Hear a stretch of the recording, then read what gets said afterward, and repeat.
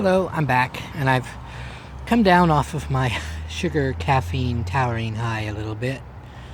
And today's Tuesday's lecture, is about, I know it's still early September, but I don't think I'll have the patience or memory to save this until October for Halloween. Today I want to talk about creepy things, or maybe just weird things. I want to talk about the occult. No. A little while ago, or, when I used to be normal, I dabbled in, self-hypnosis and, actually doing it yourself. Because supposedly, you can make your own subliminal hypnosis things, or you record something, like you saying to yourself, you're great. Japanese is an easy language. That that Romulan commander from the original Enterprise episode that Spock was a betrayer and is going to come and make a love slave out of you. Oh, come on, she was a MILF +5. And then what you do is you put it real low level. Supposedly, if you reverse it, it's supposed to make it even better. So I tried that. And one thing I noticed with those recordings, I don't know if they worked or not, but when I listened to them, I got this somnambulism.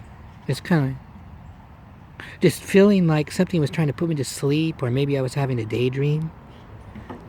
And I will swear up and down a stack of Bibles, I have gotten that same feeling listening to certain advertisements or certain news programs. I remember I was at my sister's one time, and we were watching, I don't remember what it was now. It was some sort of a speech or news broadcast. I started getting that same feeling. Now, it could be just me. I'm a little off the wall. Hey, I'm on the street now. I'm a little crazy. But I swear I got that same feeling of when I used to listen to my own subliminal messages.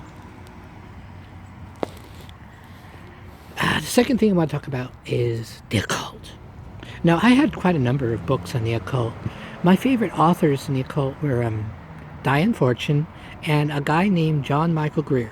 It was very interesting. He's actually not into occultism anymore. He's into Druidism now. I sent him a letter once, sent him an email saying, oh yeah, I got your books, they're great. And he sent me back those are old when I used to be into that crap. I'm not into that anymore. I'm a Druid now. And he's got a big beard, bigger than mine. I need to have a big beard. And anyway, so I used to have quite a number of those books, and I actually tried it, do the magic circle. Actually, some of it is good. That's how I learned how to meditate. And later I came upon something called, I can't think of names anymore. A type of reflexive meditation, mindfulness. Mindfulness meditation is actually very good for you, and is done just by normal people. The techniques that they were teaching in those books, especially John Michael Greer, was basically mindfulness meditation, is what it was.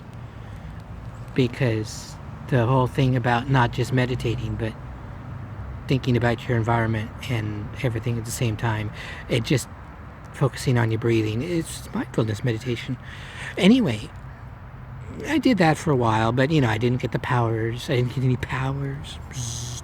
And I didn't do anything. But one thing I noticed weird, though, I started to have nightmares. Not just nightmares, screaming nightmares. I would wake up screaming. It was weird. It happened twice. My girlfriend was getting tired of it. Actually, it happened more. But the nightmares were very, very weird. It was almost like I was two people. I was an observer, and that I was the person in it. Because I remember I had this one nightmare, running down the dark hall, scared shitless, running for your life. But yet, there was an observer part of me saying, and the observer part was very bored. It's like, oh yeah, this is the part where the door's going to open, the monster's going to come out and get him. Wake me when it's over. And, that's what happened in the dream, but it was just weird. Actually, the nightmares, I kind of have my own self-explanation for that, though. Years and years ago, everything is years ago for me, because that's what happens when you get old. and you get these gray hairs. Everything is years ago. I took a yoga class. It was actually through a place I was working at, Hewlett Packard. And, it was just one of those things where they're trying to get their employees off their butts. And I did the yoga class, and I got sick as a dog. I was about to puke my guts up. And a new age, hippy-dippy kind of friend of mine told me, oh, well, it's because you don't move very much. And it's true. Later, when I did some limited medical training, your muscles, your body gets rid of waste hydraulically. Not through your heart does not drive the lymphomic system. It's done hydraulically. It's when you move. That's why you have to move. That's why people, when they get bedridden, they get sick, because the muscles collect, or the waste collect in the muscle tissue, in the tissue around it, but then don't have anywhere to go, because the muscles need to move to drive the lymphomic system, to drive the wastes out, because it works hydraulically. Well, my theory is that psychologically there's probably something similar. I don't know. And when I started doing all this meditation and self-introspection and doing all these things that are supposed to give you powers, it kind of did the same thing to my brain, and kind of opened doors to your own problems and your own past, and that's what's causing the nightmares. That's what I think. I don't. And people say, oh, it's because you dabbled in the occult and the cuckoos are coming into your brain. Oh. No. I don't think so. I think it was just my own personal demons from my past, and God, I wouldn't want to meet them. Oh boy.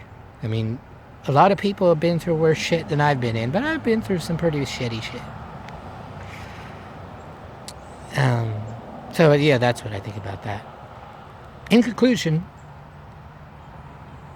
I do think there's something going on. I do think that our universe is a big place. But I think also in the end, a lot of it is just us.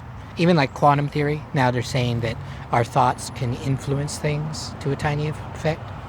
I think it's just us in the end. It's sort of like, well, it's been said many times, but in Devil as a Part-Timer, we're our own devils and angels. Oh, that sounds good. And on that, I will let you go, and I will talk to you later.